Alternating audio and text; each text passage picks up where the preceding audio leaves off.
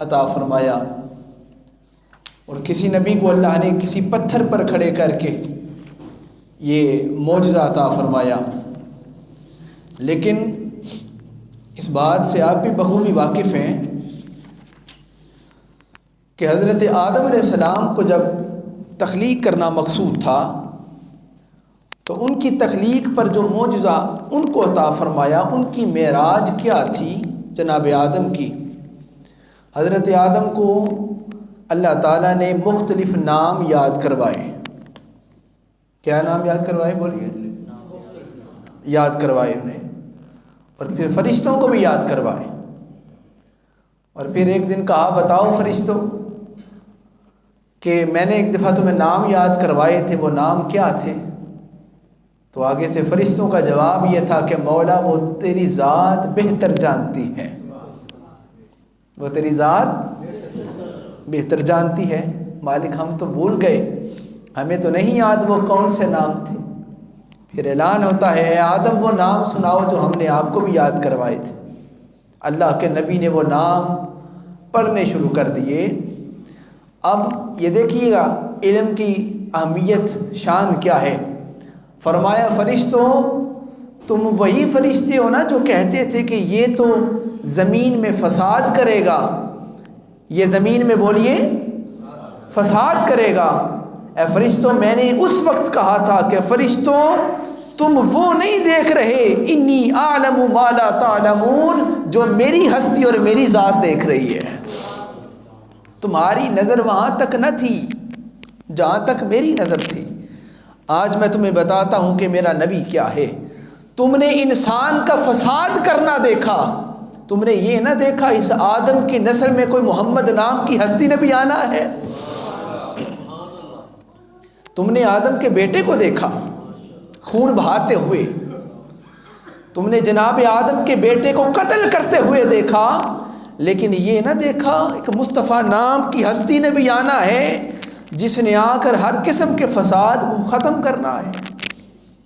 ابھی یہیں پہ روک کے میں اپنے موضوع سے تھوڑا سا ہٹتا ہوں، صرف ہٹتا ہوں ایک سیکنڈ کے لیے۔ مجھے بتائیے گا آقا کی ذات کی پہچان کیا ہے؟ حضور کی ذات کی پہچان کہ آقا زمانے سے فساد کو ختم کرنے آئے۔ بولیے گا حضور فساد کو، آپ سب بولے نا، فساد کو ختم کرنے آئے۔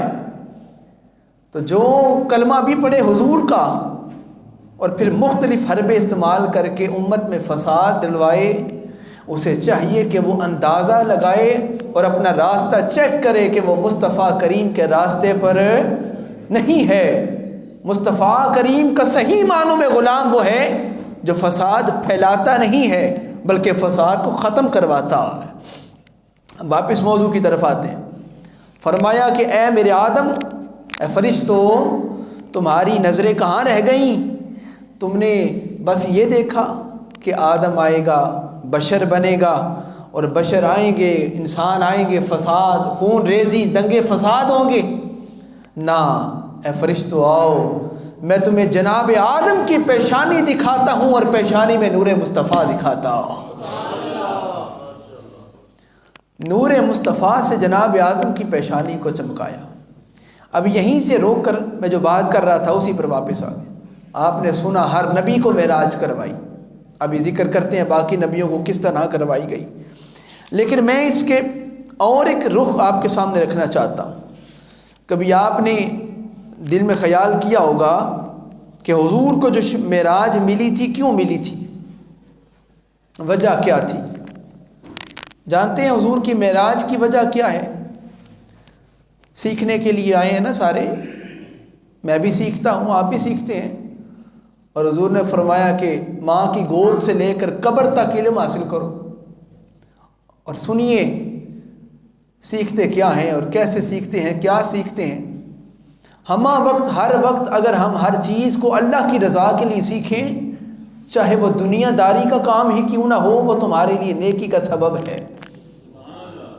مثال کے طور پر کسی فیکٹری میں کوئی مشین چلانا سیکھتا ہے تو نیت یہ رکھ لے کہ میں اس مشین کے ساتھ کوئی چیز بناؤں گا، اسلام کے کام آئے گی، تو نیت آ گئی صحیح۔ رضائی الہی آ گئی، تو اس کا فائدہ کیا ہوگا؟ جب تک وہ کام کرتا رہے گا، کام تو ہونا ہی تھا، لیکن اس کی حسن نیت کی وجہ سے اللہ تعالیٰ اسے ثواب بھی عطا فرماتا رہے گا۔ اب اس کے پس منظر میں دیکھیے، نبیوں کو معراج تو ہوتی ہے، معجزے ملتے ہی ہیں، لیکن آقا کریم کو معجزہ معراج اوپر بلایا گیا اپنی ہستی کے پاس، کیوں بلایا؟ باقیوں کے معجزے سامنے رکھ کے بلایا کہ ان کو بھی بلایا تھا، ان کو بھی بلا دیتے ہیں؟ نہیں، کوئی وجہ بھی تو ہوتی ہے نا بلانے کی۔ وہ وجہ کیا ہے؟ وہ وجہ یہ ہے کہ غم گسار نبی جو تھے ہمارے آقا، غم گسار بولیے کیا؟ پھر بولو سارے، غم گسار۔ اب حضور جو غم کم کرنے کے لیے آئے، آقا کریم امت کو بتاتے کہ وہ اللہ رب العزت کی ذات ایک ہے، اسے مانو۔ طائف کی طرف گئے تو جب طائف والوں نے جو سلوک کیا سرکار کے ساتھ کہ آپ کے سامنے نہیں ہے، کہ سر سے پاؤں تک مصطفیٰ کریم کا خون نکلتا رہتا، وہ پتھر مارتے، یہاں تک کہ نوجوان ان کے حضور کے پیچھے لگ جاتے، دھکے مارتے، معاذ اللہ مجروح کہتے، حضور کی گستاخیاں کرتے۔ جب اتنا کچھ ہو گیا تو اللہ رب العزت نے اپنے محبوب کی اس حالت کو دیکھا کہ سر سے لے کے پاؤں تک میرے نبی کا، میرے محبوب کا خون نکل رہا ہے۔ آواز قدرت آئی، اے محبوب، اے محمد عربی، اے میرے پیارے محبوب، میرے نبی، آپ صرف میرے نبی ہی نہیں ہو، آپ تو میرے محبوب بھی ہو۔